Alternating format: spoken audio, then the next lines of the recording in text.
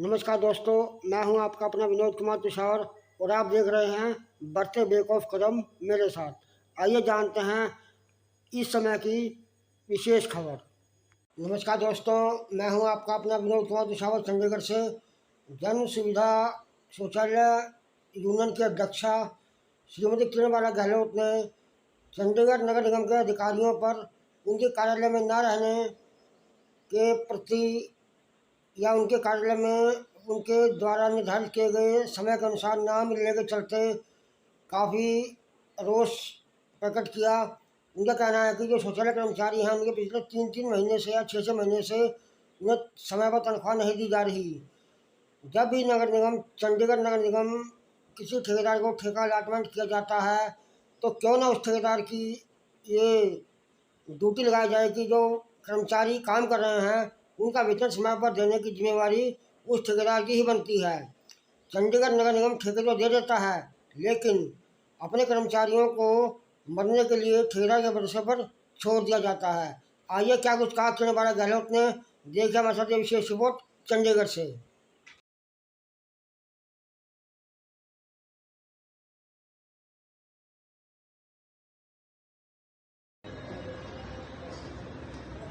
देखो जी, यहाँ हम सब आए हुए थे इकट्ठे होकर और यहाँ पर मैम बताएंगे कि क्या हुआ।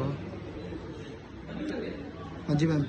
नमस्कार मैम जी, आप जन सुविधा शौचालय के प्रधान जी, इसके जो तनख्वाह मिल रही है आप क्या कुछ कार्रवाई करवा रहे हैं? पिछले 3 महीने से शुल्क शौचालय के कर्मचारियों की सैलरी नहीं आई। जिस भी ठेकेदार के पास हम जाते हैं उसका सिर्फ एक ही कहना है कि हमारा जो हरासमेंट का बिल पास नहीं हुआ।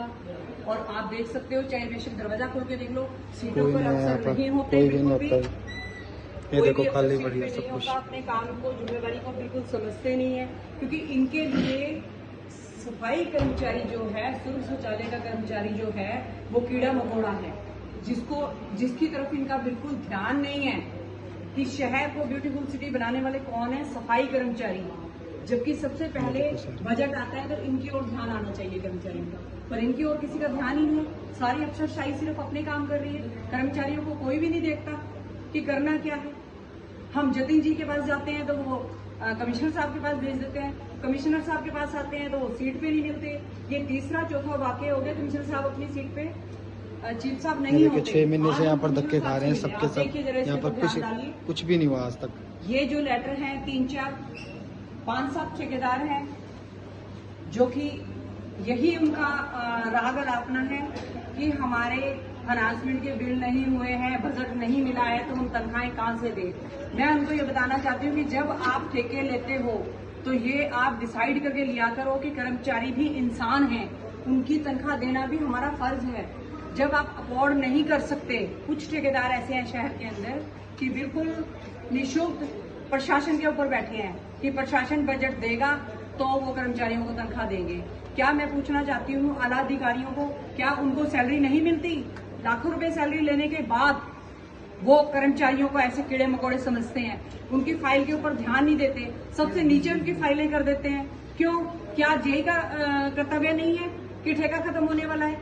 क्या एसडीओ का कर्तव्य नहीं है या एक्शन का नहीं है? क्योंकि जेई एसडीओ की नहीं सुनता, एसडीओ एक्शन की नहीं सुनता और एक्शन आगे चीफ साहब की नहीं सुनते।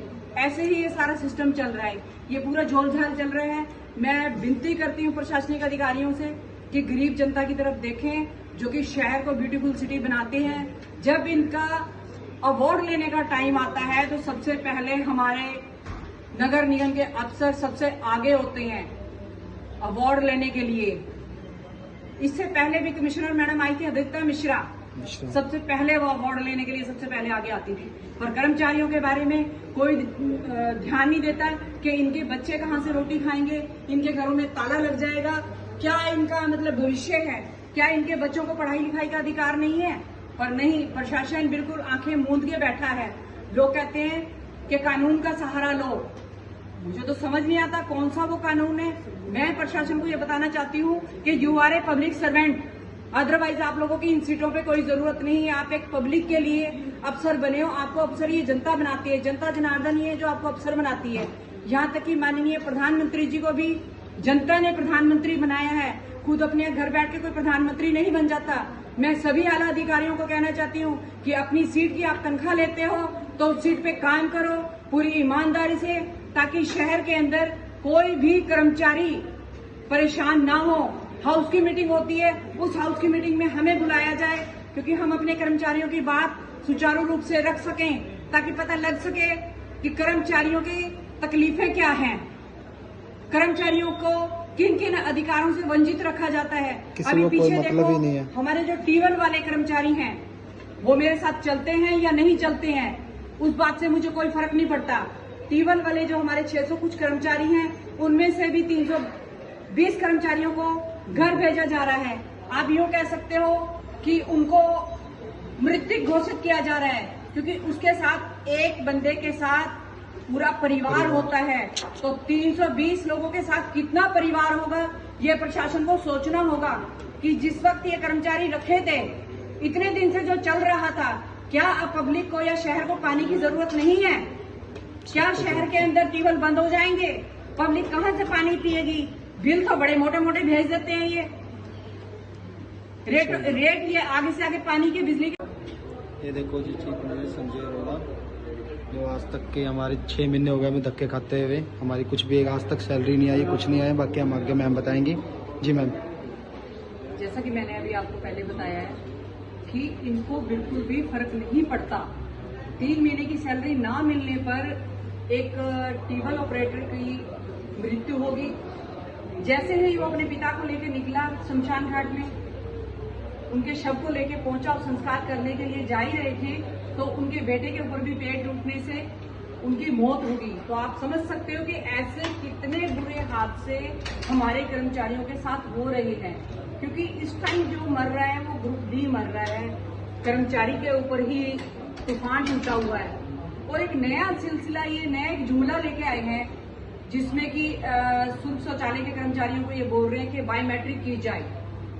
मैं ये पूछना चाहती हूँ कि जिस वक्त 1500 रुपए 1200 रुपए सैलरी मिलती थी इन कर्मचारियों को, उस वक्त से ये कर्मचारी सुर्ख शौचालय का काम कर रहे हैं। आज डीसी रेट मिलने लगा है तो प्रशासन नए से नए जुमले कर रहा है। ये कर्मचारी वो है जो कि बिल्कुल ये वाला बड़ा फोन जो है नहीं चलाना आता, इनको तो रोटी खाने का इनका गुजारा नहीं होता, तो ये 20-20 हजार के फोन कहाँ से खरीदेंगे? बड़े सोचने वाली बात है, ये बहुत ही हैरान करने वाली बात है कि कर्मचारी अपने घर का चूल्हा जलाए या फोन खरीदे, नगर निगम की शर्तें पूरी करे। मैं आपके माध्यम से बताना चाहती हूँ कि इतना ज्यादा इन कर्मचारियों को ना परेशान किया जाए। जैसे ये पूरी ईमानदारी से लगन से अपना कार्य कर रहे हैं, इनको करने दिया जाए। एक ये एमओयू करके इन्होंने कुछ ऐसे हथकंडे अपनाए हैं कि डीसी रेट ना देके कर्मचारी 9-9 हजार में 7-7 हजार में सुबह से लेकर शाम तक मजदूर मरता है, और वो भी उसको 3-3 महीने तनख्वाह नहीं मिलती। एमओयू वाले ये कहते हैं कि हमें तनख्वाह कहाँ से दे, हमारे बिल पास नहीं हुए। अरे मैं पूछना चाहती हूँ, जब आपके बिल पास नहीं होते तो आप एमओयू भी क्यों लेते हो?